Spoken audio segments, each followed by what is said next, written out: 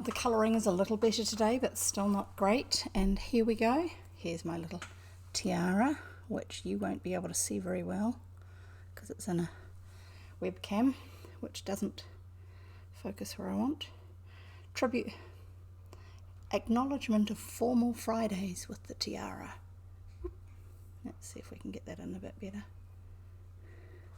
Have you got anything formal that you're wearing for today, just to make fun of the day? This is what Hilary Barry, one of our wonderful media people, did during lockdown last year. She participated in Formal Fridays, so Friday was an excuse to be dressed up. And for us, it's just whatever. We might as well enjoy it. And the other tribute today is, this is the best I can do for a bright pink shirt. See, bright pink. Very, very bright pink if you see it in real life. For Pink Shirt Day today, which is a New Zealand Pink Shirt Day today, which is an anti-bullying campaign that was initiated in Canada, but it's gone around the world. And today is that day to acknowledge it and recognise it and encourage others to not be involved in bullying of any form or sort, be it online or in real life, in the workplace or at school. It doesn't matter what your race, your sex, sexual preferences, your gender, your socioeconomic status, your taste in clothes, your favourite food, anything. Nothing is valid for bullying. Don't bully. Just don't do it, okay? So I've written something about that on my social media posts, not very much, but you can find links to it elsewhere online. pinkshirtday.org.nz will tell you about it, and they've got a little bit of information on the history of it too. So stand up, be counted, do not bully. Stand up, stand together, stop bullying. That's their catchphrase for it. So here we go. We are going to be reading today from The Secret Garden. It's our second reading from The Secret Garden. Oh, come on, wake up. No, here we go. It's starting now. It took a little while. So last time we were reading, Mary had been in the garden talking to the gardener and had been asking about the secret garden, the hidden garden, the garden that nobody knew where it was or how to get into it. She thought she knew where it was, but not how to get in. And the gardener said he wasn't going to say basically denied that it even existed. I'm just going to put my phone where I can see it, so if you are here and chatting, I can see what you're saying and then respond to you. See, I've got my phone in my hand. My phone. Here we go. Turn that on. So you're all caught up in terms of where we are in our story. Have you got your water so you can have a drink anytime you need to? But I have mine in the chapter breaks. I shall open this up. Nearly there. Yes, I'm doing lots of chatting. I'm filling in time. Oh, the other thing that's on today is Global Accessibility Awareness Day. And we've got a friend who's streaming also on Twitch right at the moment. He's playing Apex Legends, and his name is No Hands NZ. And the idea behind GAAD, Global Accessibility Awareness Day, is it's, as far as I know, it's mainly a digitally focused thing, but it's to make sure that there are not barriers for people being able to be involved in various things, especially in digital endeavours. And one of the ways of demonstrating that is with gaming. If I finish here and he's still streaming, go on over and have a look at what he's doing. He's a really neat guy. We've got some good online friends that we've made through being part of his Twitch streams. So that's another thing to be aware of supporting today. And we may not feel that we can make much of a difference, but every little thing that we do makes a difference for somebody somewhere eventually. So here we go, and I'm just going to say hi in the chat. Hi in the chat. Pull up a chair. Here we go. You're watching me writing this. Pull up a chair. Drink. of water handy, and let's read Secret Garden. I'm not a great fast typer online on my phone. There you go. And you can chat to me in the chat, and I will probably pause every now and then just to see how things are going. And if I don't pause, I will probably stop at a chapter break and see how things are going. So, you got your water ready, haven't you? We've already discussed that, I'm sure. Right. Chapter 5. The Cry in the Corridor. At first, each day which passed by for Mary Lennox was exactly like the others. Every morning she awoke in her tapestried room and found Martha kneeling upon the hearth building her fire. Every morning she ate her breakfast in the nursery, which had nothing amusing in it, and after each breakfast she gazed out of the window across the huge moor that seemed to spread out on all sides and climb up to the sky, and after she had stared for a while she realized that if she did not go out she would have to stay in and do nothing, and so she went out. She did not know that this was the best thing she could have done, and she did not know that when she began to walk quickly or even run along the paths and down the avenue, she was stirring her slow blood and making herself stronger by fighting with the wind which swept down from the moor. She ran only to make herself warm, and she hated the wind which rushed at her face and roared and held her back as if it was some giant she could not see. But the big breaths of rough, fresh air blown over the heather filled her lungs with something which was good for her whole thin body, and whipped some red colour into her cheeks and brightened her dull eyes when she did not know anything about it. But after a few days spent almost entirely out of doors, she wakened one morning knowing what it was to be hungry. And when she sat down to her breakfast, she did not glance disdainfully at her porridge and push it away, but took up her spoon and began to eat it, and went on eating it until her bowl was empty. "Tha's got on well enough with that this morning, didn't tha?" said Martha. "It tastes nice today," said Mary, feeling a little surprised herself. "It's there of the moor. It's given thee stomach for thy victuals," answered Martha. "It's lucky for thee that tha's got victuals as well as appetite. There's been 12 in our cottage as has the stomach and nothing to put in it. You go on playing you out of doors every day, and you'll get some flesh on your bones, and you won't be so yaller." "I don't play," said Mary. "I have nothing to play with." "Nothing to play with!" exclaimed Martha. "Our children play with sticks and stones. They just runs about and shouts and looks at things." And by the way, apologies for the accent. I don't do accents, but I'm trying to read it the way it's written, and some of the lilt comes into it.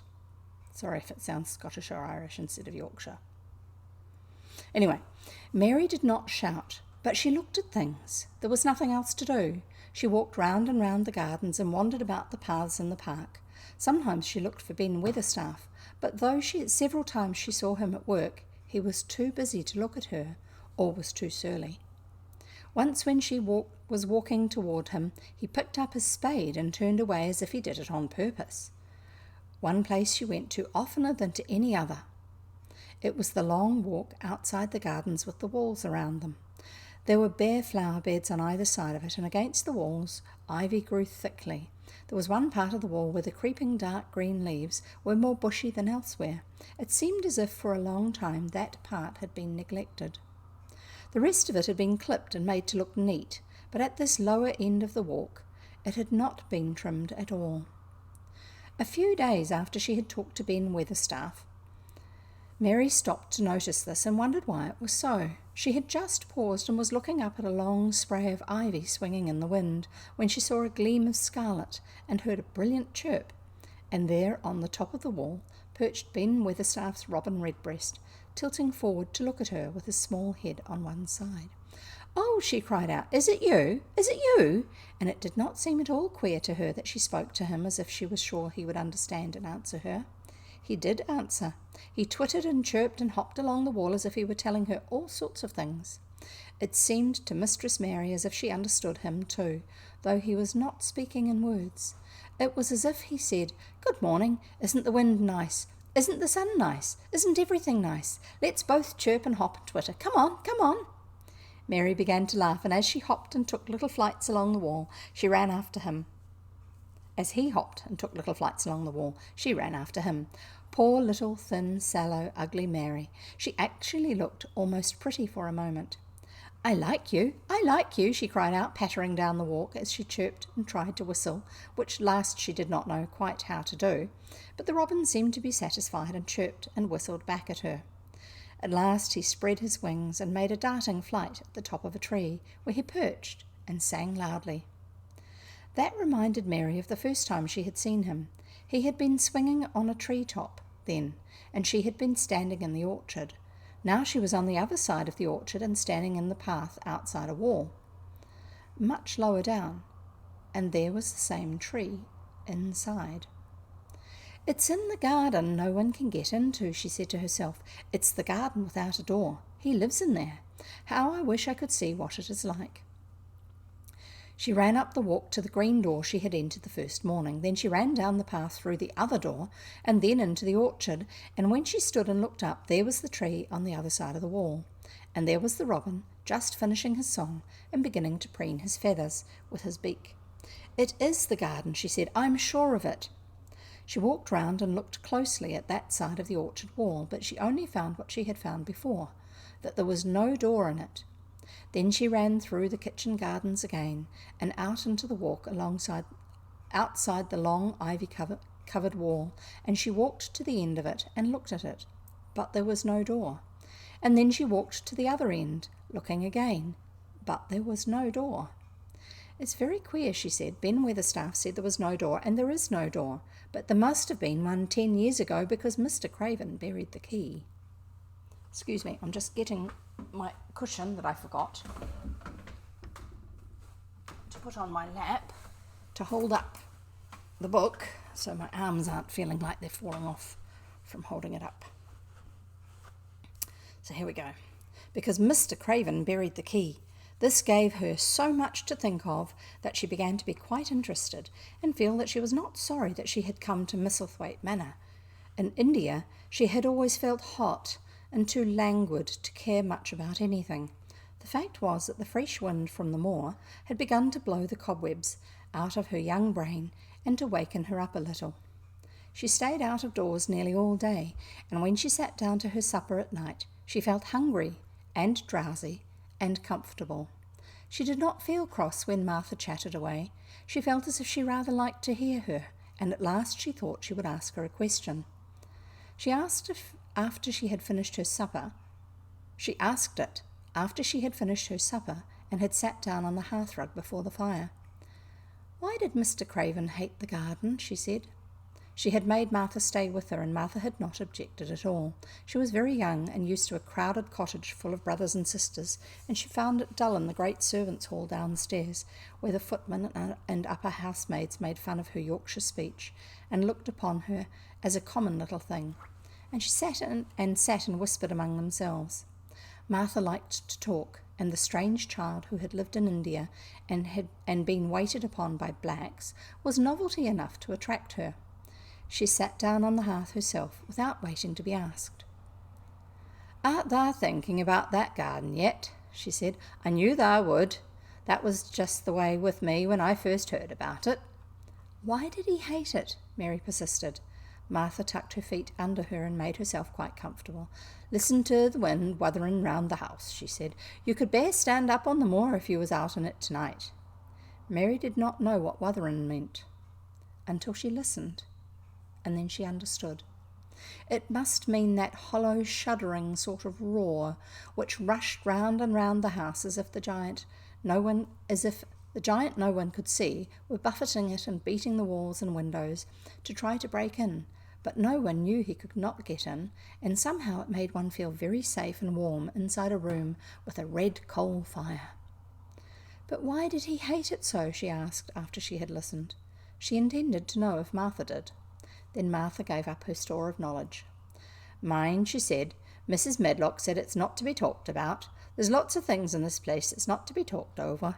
That's Mr. Craven's orders. His troubles are none servant's business, he says, but for the garden he wouldn't be like he is. It was Mrs. Craven's garden that she had made when when first they were married, and she just loved it. And then they used to tend the flowers themselves, and none of the gardeners were ever let to go in. Him and her used to go in and shut the door and stay in there hours and hours, reading and talking. And she was just a bit of a girl, and there was an old tree with a branch bent like a seat on it, and she made roses grow over it, and she used to sit there. But one day when she was sitting there, and the branch broke, and she fell on the ground and was hurt so bad that next day she died. The doctors thought he'd go out of his mind and die too. That's why he hates it. But no one's ever gone in since, and he won't let anyone talk about it. Mary did not ask any more questions. She looked at the red fire and listened to the wind wuthering. It seemed to be wuthering louder than ever. At that moment, a very good thing was happening to her. 4 good things had happened to her, in fact, since she came to Misselthwaite Manor. She had felt as if she had understood a robin, and that he had understood her. She had run in the wind until her blood had grown warm. She had been healthily hungry for the first time in her life, and she had found out what it was to be sorry for someone. She was getting on. But as she was listening to the wind, she began to listen to something else. She did not know what it was, because at first she could scarcely distinguish it from the wind itself. It was a curious sound. It seemed almost as if a child were crying somewhere. Sometimes the wind sounded rather like a child crying, but presently Mistress Mary felt quite sure that the sound was inside the house, not outside it. It was far away, but it was inside. She turned round and looked at Martha. "Do you hear anyone crying?" she said. Martha suddenly looked confused. "No," she answered, "it's wind. Sometimes it sounds like it's got lost on moor, and wailing. It's got all sorts of sounds." "But listen," said Mary, "it's in the house, down one of those long corridors." And at that very moment, a door must have been opened somewhere downstairs, for a great rushing draught blew along the passage, and the door of the room they sat in was blown open with a crash, and as they both jumped to their feet, the light was blown out, and the crying sound was swept down the far corridor, so that it was to be heard more plainly than ever. "There," said Mary, "I told you so. It's someone crying, and it isn't a grown-up person." Martha ran and shut the door and turned the key, but before she did it, they both heard the sound of a door in some far passage, shutting with a bang, and then everything was quiet, for even the wind ceased wuthering for a few moments. "It was wind," said Martha stubbornly, "and if it wasn't, it was little Betty Butterworth, scullery maid. She's had toothache all day." But something troubled and awkward in her manner made Mistress Mary stare very hard at her. She did not believe she was speaking the truth. That was chapter 5. Have a drink of water. I've got mine. See, here's my drink of water. Water.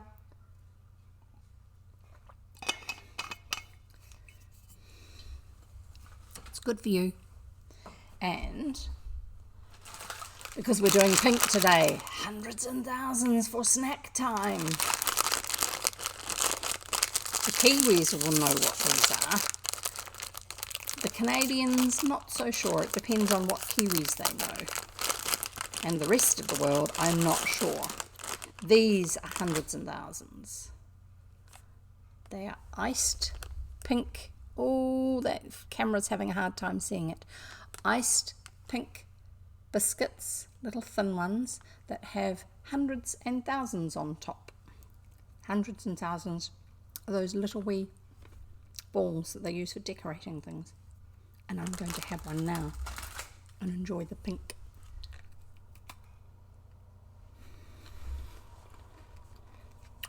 Just have a think about it.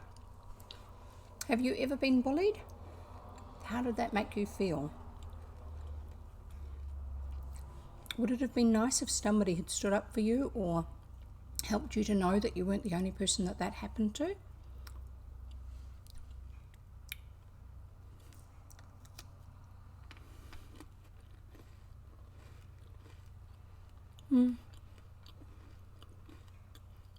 I'm pretty sure it's happened to most people. So if you see someone being bullied, even if you can't change the situation, see if you can find a way to let them know that they're not alone. That makes a big difference. And if you can change the situation, see what you can do to change it. Sometimes it's talking to the person who's doing the bullying. Not when they're in the middle of it necessarily. So talking to them in a different situation and seeing if they actually have realised what they're doing. You never know. Sometimes they don't realise just how much of an impact they're having on somebody. Sometimes they do. Sometimes you have to talk to somebody who's a bit higher up than they are to make a change.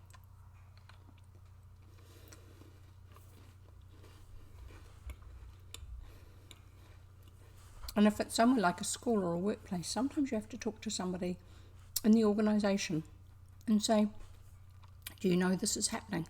Because it's not very good for the health of our group or our organisation or our school. What can we do to change it? Because people shouldn't need to live in fear of being bullied. So, chapter 6. There was someone crying. There was is the name of the chapter. The next day the rain poured down in torrents again, and when Mary looked out of her window the moor was almost hidden by grey mist and cloud. There could be no going out today. "What do you do in your cottage when it rains like this?" she asked Martha. "Try to keep from under each other's feet mostly." Martha answered, "There does seem to be a lot of us then. Mother's a good-tempered woman, but she gets fair moithered. And the biggest ones goes out in the cowshed and plays there. Dickon, he doesn't mind the wet. He goes out just the same, as if the sun was shining. He says he sees things on rainy days that don't show when it's fair weather. He once found a little fox cub half drowned in its hole, and he brought it home in the bosom of his shirt and kept it warm. Its mother had been killed nearby, and the hole was swum out and the rest of the litter was dead.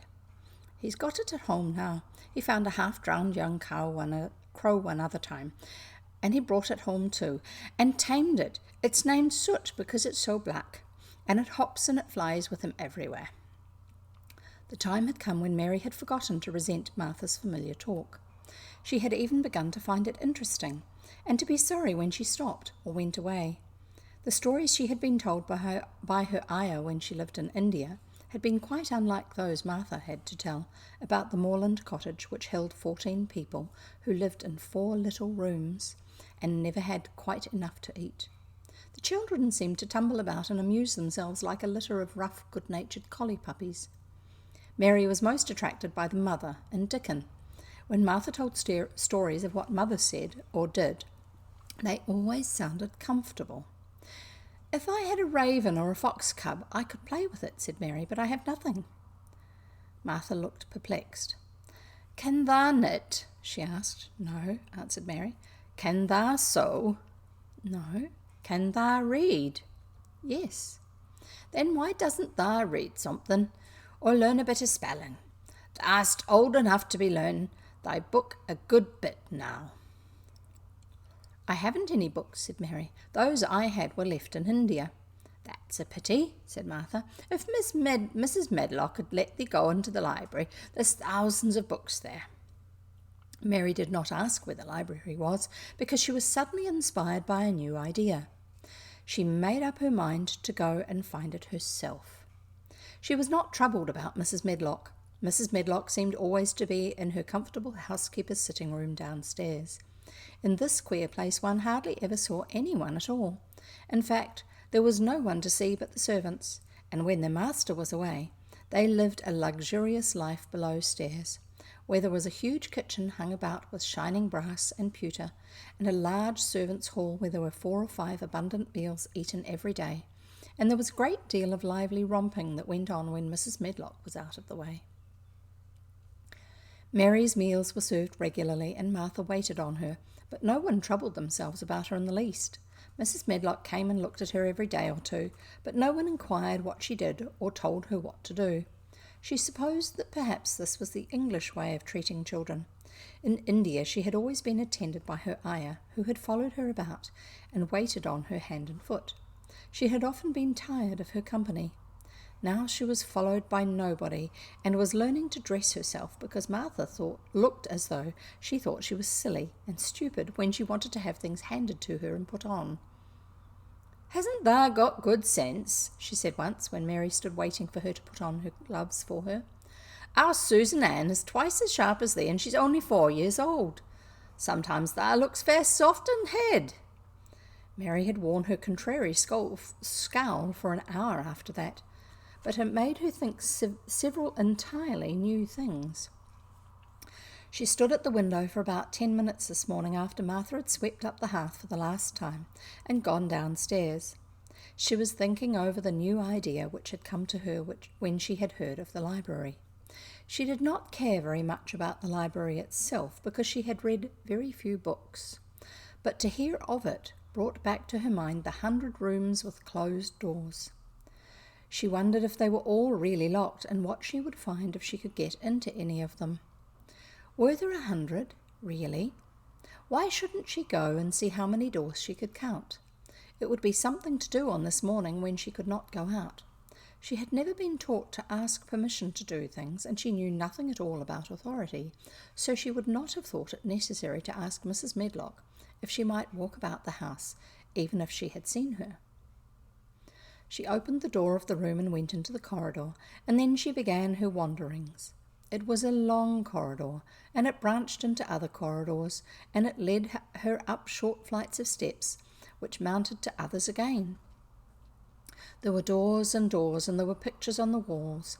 Sometimes they were pictures of dark, curious landscapes, but oftenest they were portraits of men and women in queer, grand costumes made of silk and velvet. She found herself in one long gallery, whose walls were covered with these portraits. She had never thought there could be so many in any house. She walked slowly down this place and stared at the faces which also seemed to stare at her. She felt as if they were wondering what a little girl from India was doing in their house. Some were pictures of children, little girls in thick satin frocks which reached to their feet and stood out about them, and boys with puffed sleeves and lace collars and long hair, or with big ruffs around their necks. She always stopped to look at the children and wonder what their names were, and where they had gone, and why they wore such odd clothes. There was a stiff, plain little girl rather like herself. She wore a green brocade dress and held a green parrot on her finger. Her eyes had a sharp, curious look. "Where do you live now?" said Mary aloud to her. "I wish you were here."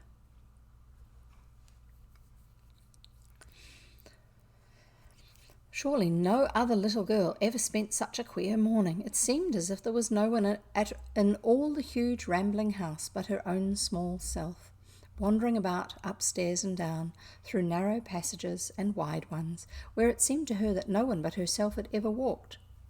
Since so many rooms had been built, people must have lived in them, but it all seemed so empty she could not quite believe it true. It was not until she climbed to the 2nd floor that she thought of turning the handle of a door. All the doors were shut, as Mrs. Medlock had said they were, but at last she put her hand on the handle of one of them and turned it. She was almost frightened for a moment, when she felt that it turned without difficulty, and that when she pushed upon the door itself, it slowly and heavily opened. Oh, itchy nose again, sorry. It was a massive door, and a big bedroom, opened into a big bedroom. There were embroidered hangings on the wall, and inlaid furniture such as she had seen in India stood about the room. A broad window with leaded panes looked out upon the moor, and over the mantel was another portrait of the stiff, plain little girl, who seemed to stare at her more curiously than ever. "Perhaps she slept here once," said Mary. "She stares at me so that she makes me feel quite queer." After that, she opened many more doors and more. She saw so many rooms that she became quite tired and began to think that there must be 100, though she had not counted them. In all of them there were old pictures or old tapestries with strange scenes worked on them. There were curious pieces of furniture and curious ornaments in nearly all of them. In one room, which looked like a lady's sitting room, the hangings were all embroidered velvet, and in a cabinet were about 100 little elephants made of ivory. They were of different sizes, and some had their mahouts or palanquins on their back. Some were much bigger than the others, and some were so tiny that they seemed only babies. Mary had seen carved ivory in India, and she knew all about elephants. She opened the door of the cabinet and stood on a footstool and played with these for quite a long time. When she got tired, she set the elephants in order and shut the door of the cabinet. In all her wanderings through the long corridors and the empty rooms, she had seen nothing alive, but in this room she saw something. Just after she had closed the cabinet door, she heard a tiny rustling sound. It made her jump and look around at the sofa by the fireplace, from which it seemed to come. In the corner of the sofa there was a cushion, and in the velvet which covered it there was a hole, and out of the hole peeped a tiny head with a pair of frightened eyes in it. Mary crept softly across the room to look. The bright eyes belonged to a little grey mouse, and the mouse had eaten a hole into the cushion and made a comfortable nest there. 6 baby mice were cuddled up asleep near her. If there was no one else alive in the 100 rooms, they were 7 mice who did not look lonely at all. "If they wouldn't be so frightened, I would take them back with me," said Mary. She had wandered about long enough to feel too tired to wander any further, and she turned back. 2 or 3 times she lost her way by turning down the wrong corridor and was obliged to ramble up and down until she found the right one. But at last she reached her own floor again, though she was some distance from her own room, and did not know exactly where she was. "I believe I have taken a wrong turning again," she said, standing still at what seemed the end of a short passage with tapestry on the wall. "I don't know which way to go. How still everything is." It was while she was standing here, and just after she had said this, that the stillness was broken by a sound. It was another cry, but not quite like the one she had heard last night. It was only a short one, a fretful, childish whine, muffled by passing through walls. "It's nearer than it was," said Mary, her heart beating rather faster, "and it is crying." She put her hand accidentally upon the tapestry near her, and then sprang back, feeling quite startled. The tapestry was the covering of a door, which fell open, and showed her that there was another part of the corridor behind it, and Mrs. Medlock was coming up it with her bunch of keys in her hand and a very cross look on her face. "What are you doing here?" she said, and she took Mary by the arm and pulled her away. "What did I tell you?" "I turned round the wrong corner," explained Mary. "I did not know which way to go, and I heard someone crying." She quite hated Mrs. Medlock at that moment, but she hated her more the next. "You didn't hear anything of the sort," said the housekeeper. "You come along back to your own nursery, or I'll box your ears." And she took her by the arm and half pushed, half pulled her up one passage and down another, until she pushed her in at the door of her own room. "Now, you stay where you're told to stay, or you'll find yourself locked up," she said. "The master had better get you a governess, same as he said he would. You're one that needs someone to look sharp after you. I've got enough to do." She went out of the room and slammed the door after her. Mary went and sat down on the hearthrug, pale with rage. She did not cry, but she ground her teeth. "There was someone crying. There was, she said to herself. She had heard it twice now, and sometime she would find out. She had found out a great deal this morning. She felt as if she had been on a long journey, and at any rate she had had something to amuse her all the time.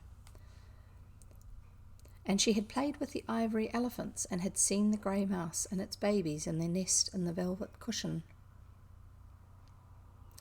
That was the end of the chapter, and I'm having a drink of water. Are you? Come on, water time.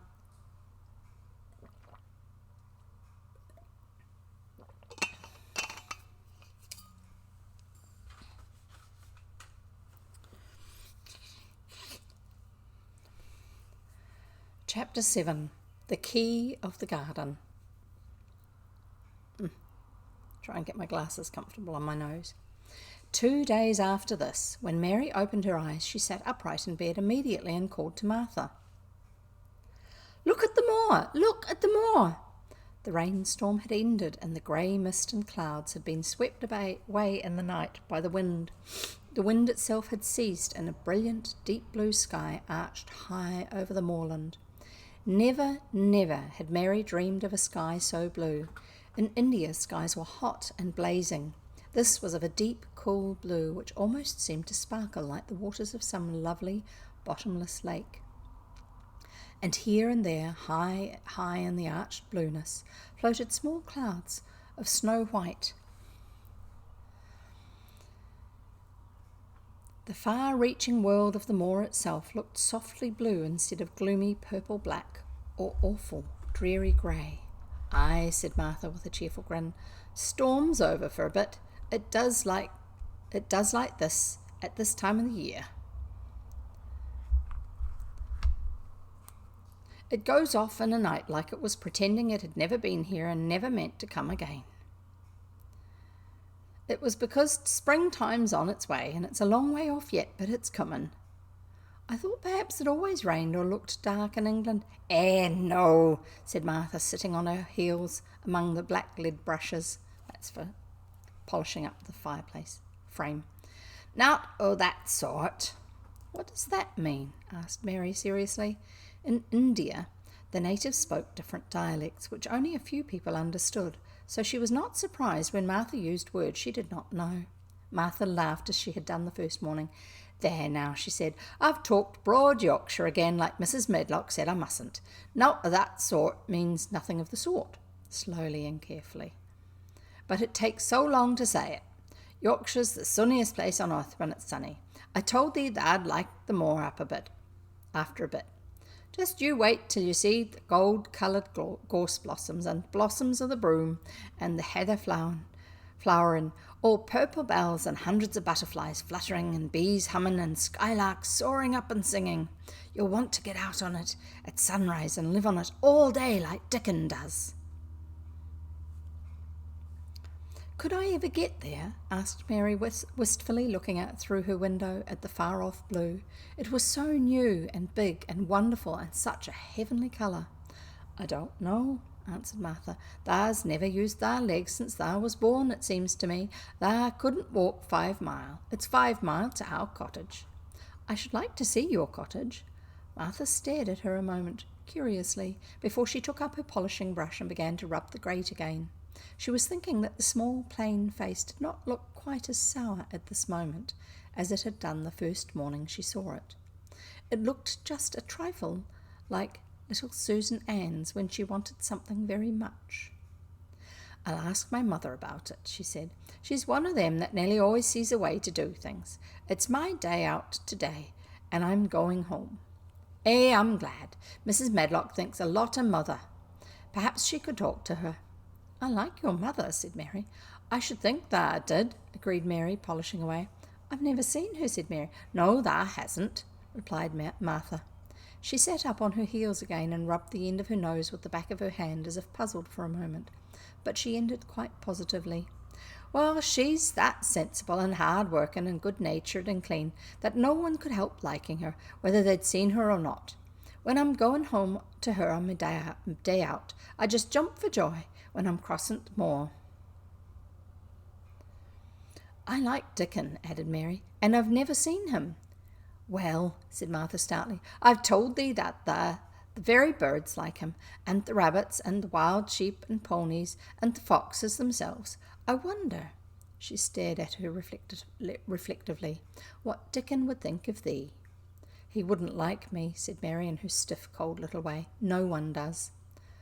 Martha looked reflective again. "How does thou like thyself?" she inquired, really quite as if she were curious to know. Mary hesitated for a moment and thought it over. "Not at all, really," she answered, "but I never thought of that before." Martha grinned a little, as if at some homely recollection. "Mother said that to me once," she said. "She was at a wash-tub, and I was in a bad temper, and talking ill on folk, and she turns round on me and says, 'Tha young vixen, tha. Where there tha stands saying tha doesn't like this one, and tha doesn't like that one. How does tha like thyself?' It made me laugh, and it brought me to my senses in a minute." She went away in high spirits as soon as she had given Mary her breakfast. She was going to walk 5 miles across the moor to the cottage, and she was going to help her mother with the washing and do the week's baking and enjoy herself thoroughly. Mary felt lonelier than ever when she knew she was no longer in the house. She went out into the garden as quickly as possible, and the first thing she did was to run round and round the fountain flower garden 10 times. She counted the times carefully, and when she had finished, she felt in better spirits. The sunshine made the whole place look different. The high, deep blue sky arched over Misselthwaite as well as over the moor, and she kept lifting her face and looking up into it, trying to imagine what it would be like to lie down on one of the little snow-white clouds and float about. She went into the first kitchen garden and found Ben Weatherstaff working there with 2 other gardeners. The change in the weather seemed to have done him good. He spoke to her of his own accord. "Springtime's comin'," he said. "Cannot tha smell it?" Mary sniffed and thought she could. "I smell something nice and fresh and damp," she said. "That's the good rich earth," he answered, digging away. It's in a good humour, making ready to grow things. It's glad when planting time comes. It's dull in the winter, when it's got nowt to do. In flower gardens out there, things will be stirring down below in the dark. The sun's warming 'em. You'll see bits of green spikes sticking out of the black earth after a bit." "What will they be?" "Crocuses and snowdrops and daffydowndillies. Has tha never seen them?" "No, everything's hot and wet and green after the rains in India," said Mary, "and I think things grow up in a night." "These won't grow up in a night," said Weatherstaff. "Tha'll have to wait for 'em. They'll poke up a bit higher here, and push out a spike more there, and uncurl a leaf this day and another that. You watch 'em." "I'm going to," answered Mary. Very soon she heard the soft rustling flight of wings, and again, and she knew at once that the robin had come again. He was very pert and lively, and hopped about so close to her feet, and put his head on one side, and looked at her so slyly that she asked Ben Weatherstaff a question. "Do you think he remembers me?" she said. "Remembers thee?" said Weatherstaff indignantly. "He knows every cabbage stump in the gardens, let alone the people. He's never seen a little wench here before, and he's bent on finding out all about thee. Tha's no need to try to hide anything from him." "Are things stirring down below in the dark in that garden where he lives?" Mary inquired. "What garden?" grunted Weatherstaff, becoming surly again. "The one where the old rose trees are," she could not help asking because she wanted so much to know. "Are all the flowers dead, or do some of them come again in the summer? Are there ever any roses?" "Ask him," said Ben Weatherstaff, hunching his shoulders towards the robin. "He's the only one as knows. No one else has seen inside it for 10 year." 10 years was a long time, Mary thought. She had been born 10 years ago. She walked away, slowly thinking. She had begun to like the garden just as she had begun to like the robin, and Dickon, and Martha's mother. She was beginning to like Martha too. That seemed a good many people to like when you were not used to liking. She thought of the robin as one of the people. She went to her walk outside the long ivy-covered wall over which she could see the treetops, and the second time she walked up and down the most interesting and exciting thing happened to her, and it was all through Ben Weatherstaff's robin. She heard a chirp and a twitter, and when she looked at the bare flower bed at her left side, there he was hopping about and pretending to pick things out of the earth to persuade her that he had not followed her. But she knew that he had followed her, and the surprise so filled her with delight that she almost trembled a little. "You do remember me," she cried out. "You do. You are prettier than anything else in the world." She chirped and talked and coaxed, and he hopped and flirted his tail and twittered. It was as if he were talking. His red waistcoat was like satin, and he puffed his tiny breast out and was so fine and so grand and so pretty that it was really as if he were showing her how important and like a human person a robin could be. Mistress Mary forgot that she had ever been contrary in her life when he allowed her to draw closer and closer to him, and bend down and talk and try to make something like robin sounds. Oh, to think that he should actually let her come as near to him as that. He knew nothing in the world would make her put out her hand towards him or startle him in the least tiniest way. But he knew it because he was a real person, only nicer than any other person in the world. She was so happy that she scarcely dared to breathe. The flower bed was not quite bare. It was bare of flowers because the perennial plants had been cut down for their winter rest, but there were tall shrubs and low ones which grew together at the back of the bed, and as the robin hopped about under them, she saw him hop over a small pile of freshly turned up earth. He stopped on it to look for a worm. The earth had been turned up because a dog had been trying to dig up a mole, and he had scratched quite a deep hole. Mary looked at it, not really knowing why the hole was there, and as she looked, she saw something almost buried in the newly turned soil. It was something like a ring of rusty iron or brass, and when the robin flew up into a tree nearby, she put out her hand and picked the ring up. It was more than a ring, however. It was an old key which looked as if it had been buried a long time. Mistress Mary stood up and looked at it with an almost frightened face as it hung from her finger. "Perhaps it has been buried for 10 years, she said in a whisper. "Perhaps it is the key to the garden." And that's the end of chapter 7. Wow, it's getting exciting. She's discovered corridors she didn't know were there in the house. She's discovered a key for maybe to get into the hidden garden. She's discovered that the robin knows who she is. So here we go. We're about to start chapter 8. Have you had your drink of water while I was on the phone? That was actually quite timely to have that break then.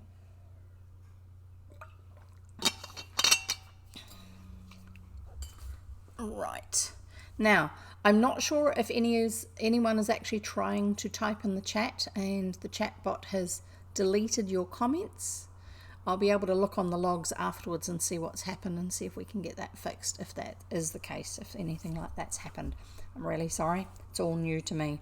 I used to stream straight from my phone to Twitch, which had no chat function, nothing, not properly anyway. So we'll get there. We're learning. Not a big deal. Chapter 8 of The Secret Garden by Frances Hodgson Burnett.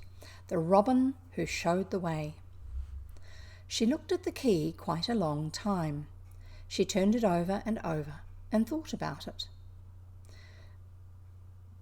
As I have said before, she was not a child who had been trained to ask permission or consult her elders about anything.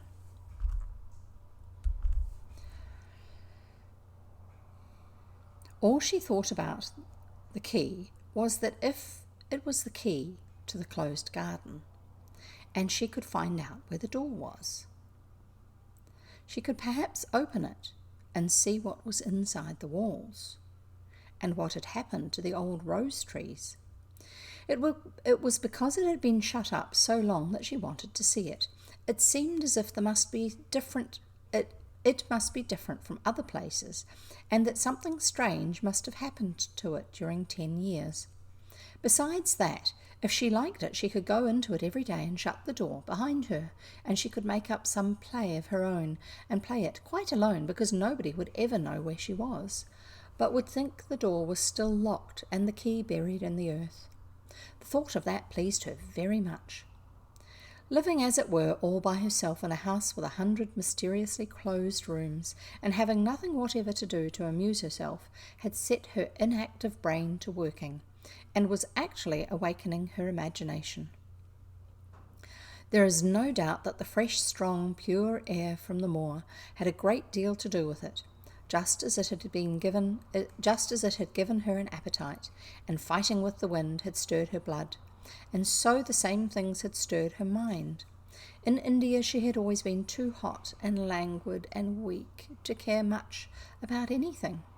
But in this place she was beginning to care and to want to do new things. Already she felt less contrary, though she did not know why.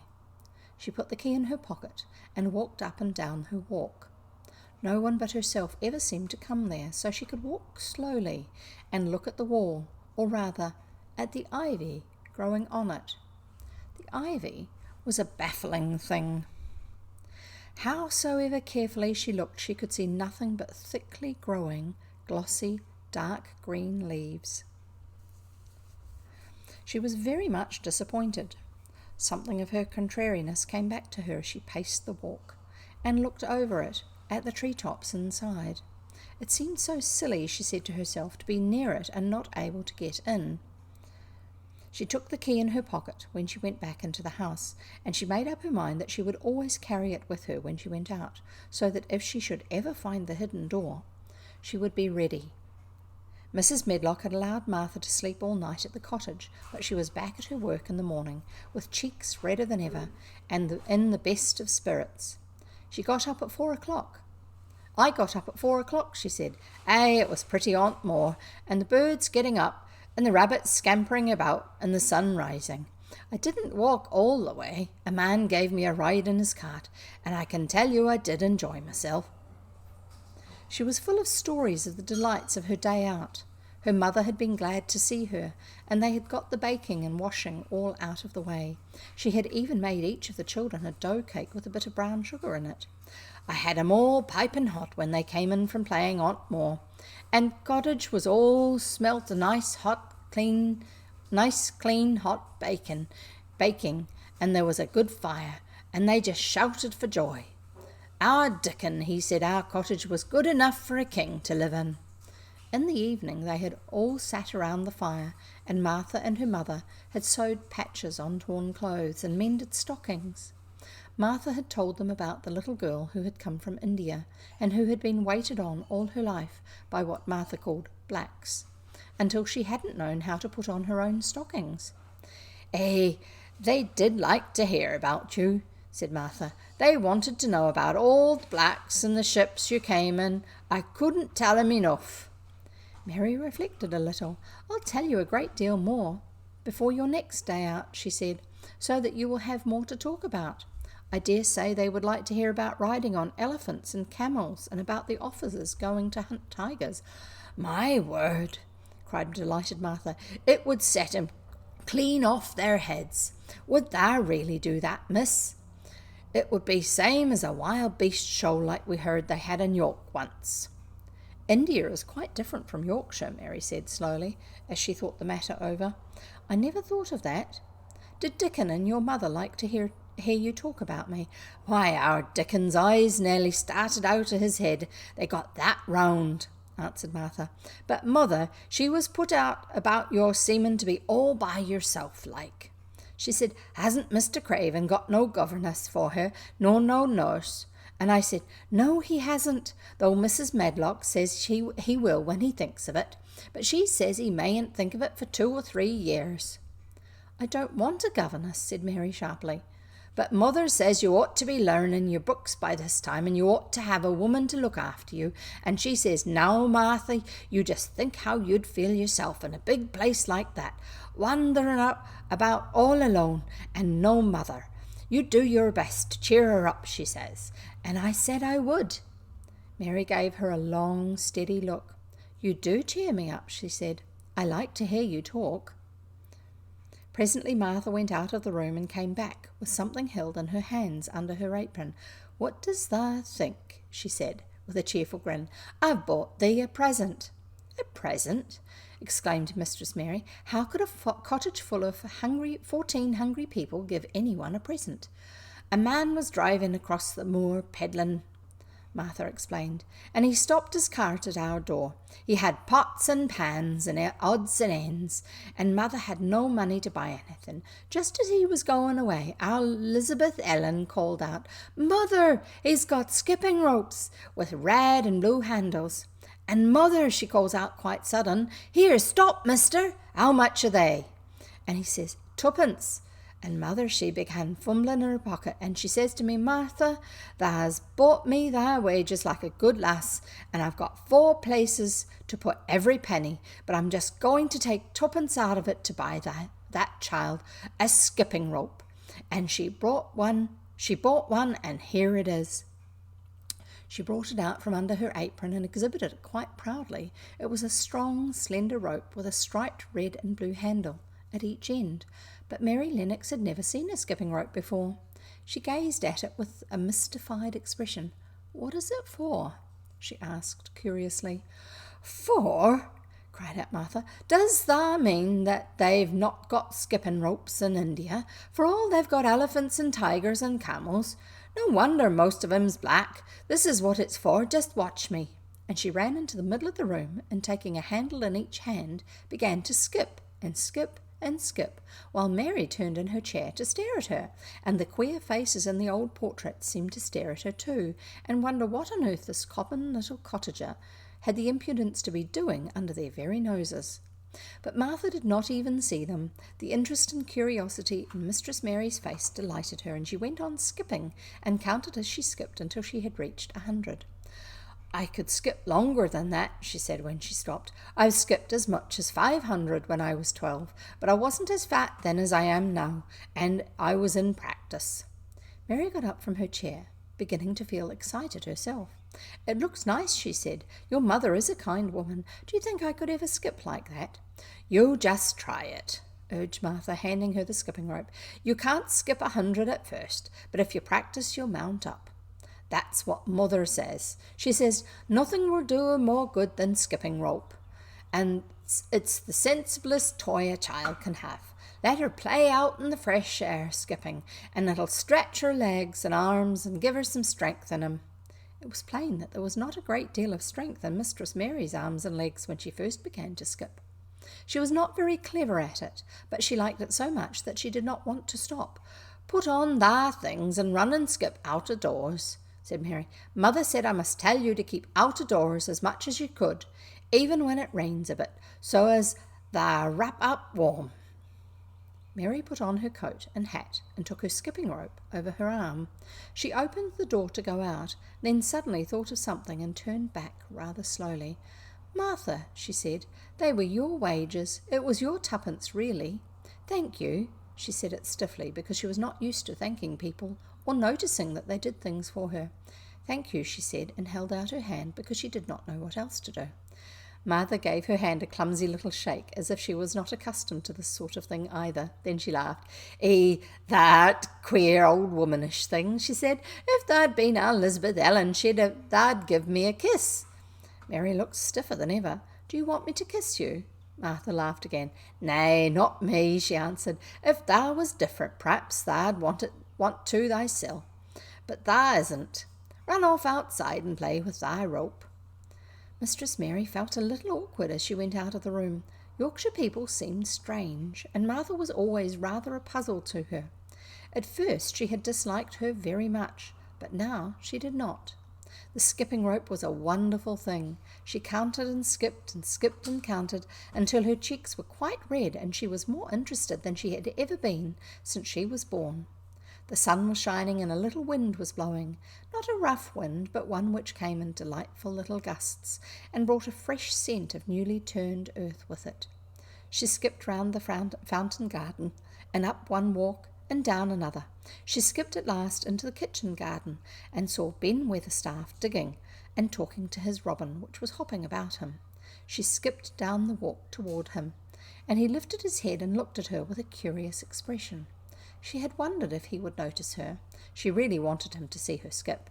"Well," he exclaimed, "upon my word, p'raps thou a young un after all, and p'raps thou's got child's blood in thy veins instead of sour buttermilk. Thou's skipped red into thy cheeks, as sure as my name's Ben Weatherstaff. I wouldn't have believed thou could do it." "I never skipped before," Mary said. "I'm just beginning. I can only go up to 20. "Thou keep on," said Ben. "Thy shape's well enough at it for a young un that's lived with heathen. Just see how he's watching thee," jerked his head towards the robin. "He followed after thee yesterday. He'll be at it again today. He'll be bound to find out what the skipping rope is. He's never seen one. He shook his head at the bird. "Tha's curiosity'll be this of thee some time, if thou doesn't look sharp." Mary skipped round the garden all around the gardens and round the orchard, resting every few minutes. At length she went to her own special walk and made up her mind to try if she could skip the whole length of it. It was a good long skip, and she began slowly. But before she had gone halfway down the path, she was so hot and breathless that she was obliged to stop.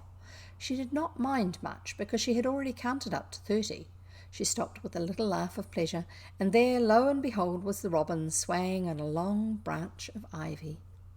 He had followed her, and he greeted her with a chirp. As Mary had skipped towards him, she felt something heavy in her pocket strike against her at each jump, and when she saw the robin, she laughed again. "You showed me where the key was yesterday," she said. "You ought to show me the door today, but I don't believe you know." The robin flew from his swinging spray of ivory onto the top of the wall, and he opened his beak and sang a loud, lovely trill, merely to show off. Nothing in the world is quite as adorably lovely as a robin when he shows off, and they are nearly always doing it. Mary Lennox had heard a great deal about magic in her Ayah's stories, and she always said that what happened almost at that moment was magic. One of the nice little gusts of wind rushed down the walk, and it was a stronger one than the rest. It was strong enough to wave the branches of the trees, and it was more than strong enough to sway the trailing sprays of untrimmed ivy hanging from the wall.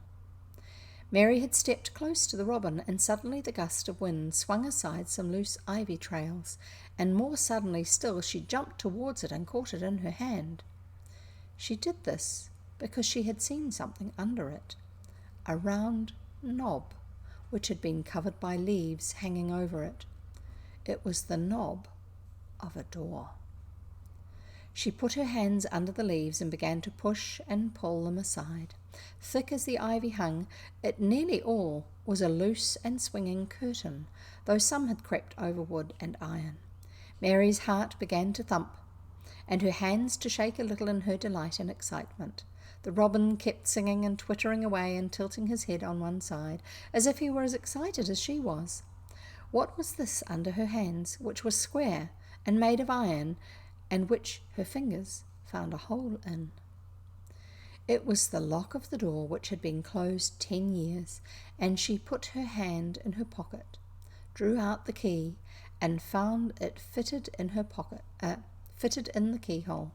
She put the key in and turned it. It took two hands to do it, but it did turn. And then she took a long breath and looked behind her up the long walk to see if anyone was coming.